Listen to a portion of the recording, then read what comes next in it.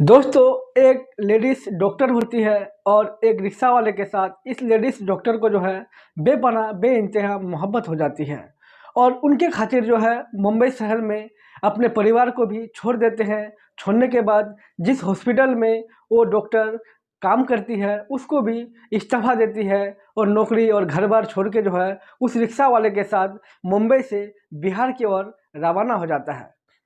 तो आज मैं आपको बताऊंगा वो डॉक्टर श्वेता और रिक्शा वाले के बारे में।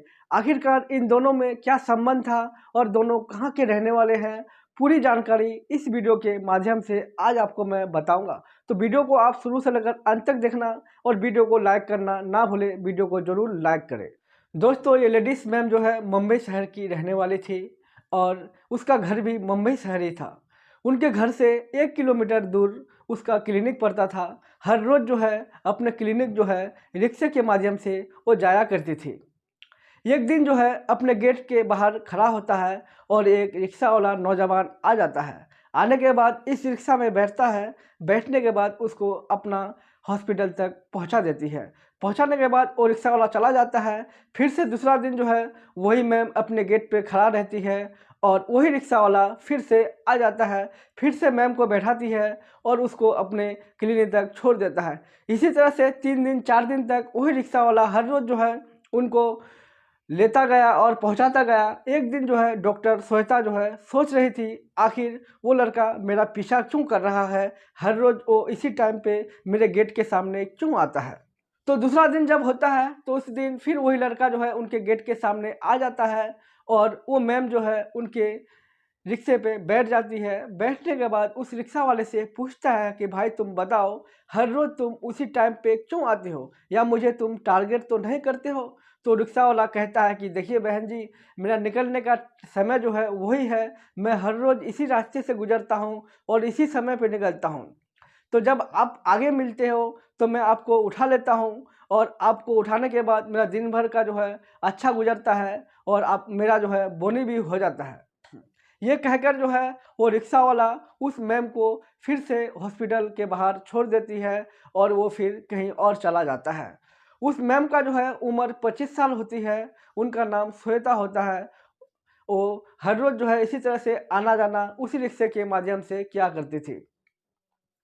2 दिन जो है वो रिक्शा वाला इसी रास्ते पे नहीं आते हैं और श्वेता मैम जो है घबरा जाती है, आखिर 2 दिन से वो लड़का क्यों नहीं आया। मैं शायद उसको कल डाँटी थी उसकी वजह से तो नहीं। उनके मन में यानी कि हज़ारों बातें आते-जाते रहते और वो सोचने लगती थी कि वो लड़का हर रोज़ आता था, अब 2 दिन से वो लड़का क्यों नहीं आई। तो चौथा दिन जब गुज़रता है तो वो लड़का फिर उसी रास्ते से आता है और सर पर जो है उसका एक पट्टी लगा हुआ रहता है। जब श्वेता की नज़र उस लड़के के सर पर पड़ता है, पड़ने के बाद श्वेता उनसे पूछता है कि बताओ तुम्हारे सर पे कैसे चोट लगी? तो ये लड़का कहता है कि मैम परसों एक रास्ते से जा रहा था, एक सेठ जी के गाड़ी के साथ मेरा रिक्शा टकरा गया और उनका हेडलाइट थोड़ा-सा टूट गया। तो ये सेठ जी जो है मुझे पकड़ के बहुत पीटा, बहुत मारा और मेरा सर को भी फोड़ दिया। और ये सुनने के बाद श्वेता डॉक्टर जो मैम होती है, वो कहने लगती है कि तुम तो चेहरे से नहीं लगती हो रिक्शा वाला, फिर रिक्शा तुम क्यों चलाती हो?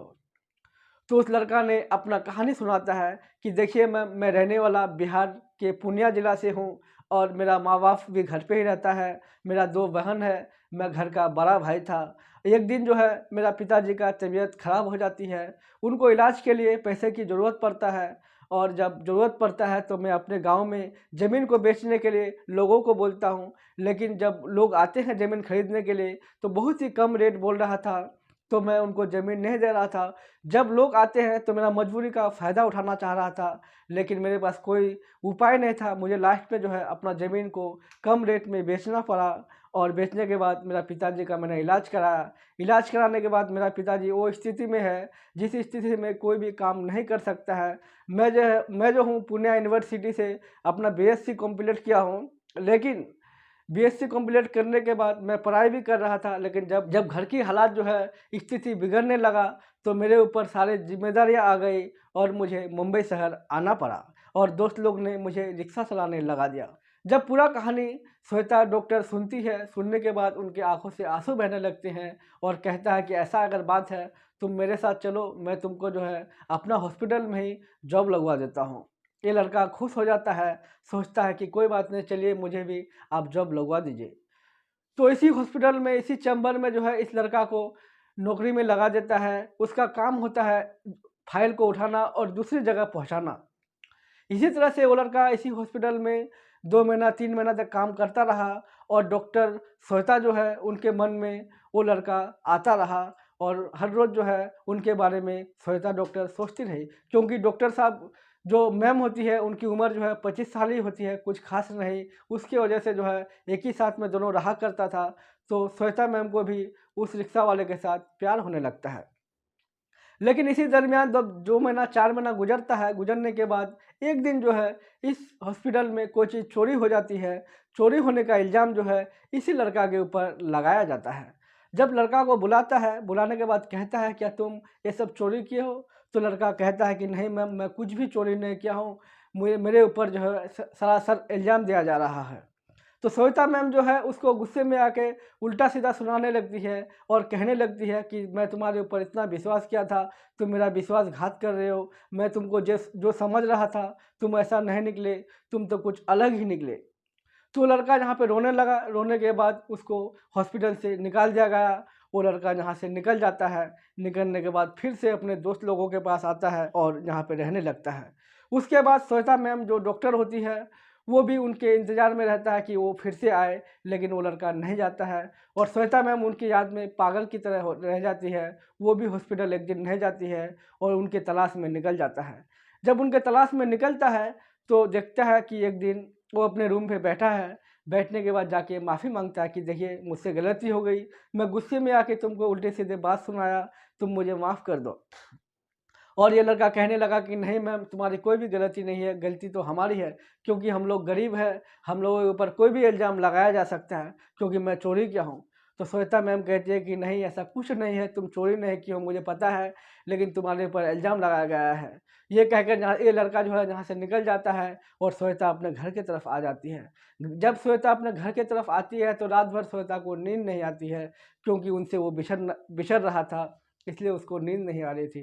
तो रात भर में श्वेता जो है खत लिखता है और खत में जो है शुरू से लेकर अंत तक जो होता है उनके साथ वो सब लिख डालता है और एक दिन जो है उसी लड़का को लाके खत देता है और खत में लिखता है कि मैं तुम्हारे बगैर, मुझे जो है तुमसे बहुत दिन पहले ही प्यार हो गया था, लेकिन मैं तुझे बता नहीं पा रहा था क्योंकि तुम रिक्शे वाले थे, मैं एक डॉक्टर हूँ, इस कारण से मैं तुझे कुछ भी नहीं बता पाया। लेकिन आज मैं अपने प्यार का तुम्हारे सामने इजहार करती हूँ, तुम मेरे साथ शादी करो या फिर मुझे लेके तुम कहीं चले जाओ।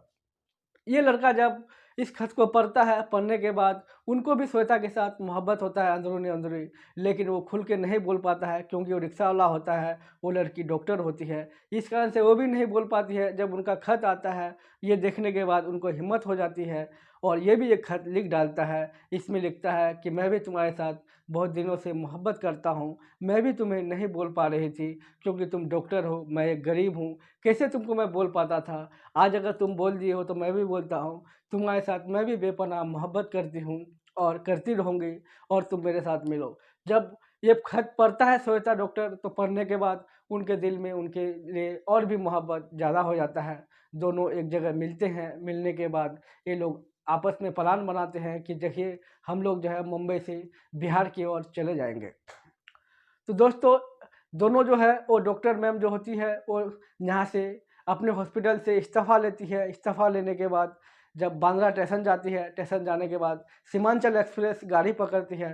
पकड़ने के बाद डायरेक्ट पूर्णिया ज़िले आते हैं। ज़िले आने के बाद अपने घर चली जाती है। घर में दोनों खुशहाली की ज़िंदगी फिर से बिताने लगती है। तो दोस्तों, आज के लिए इतना ही। फिर मिलते हैं हम अगले वीडियो में इसी तरह के रियल स्टोरी पाने के लिए। अभी हमारे चैनल को सब्सक्राइब करें और वीडियो को लाइक करना ना भूलें। वीडियो को ज़रूर लाइक करें।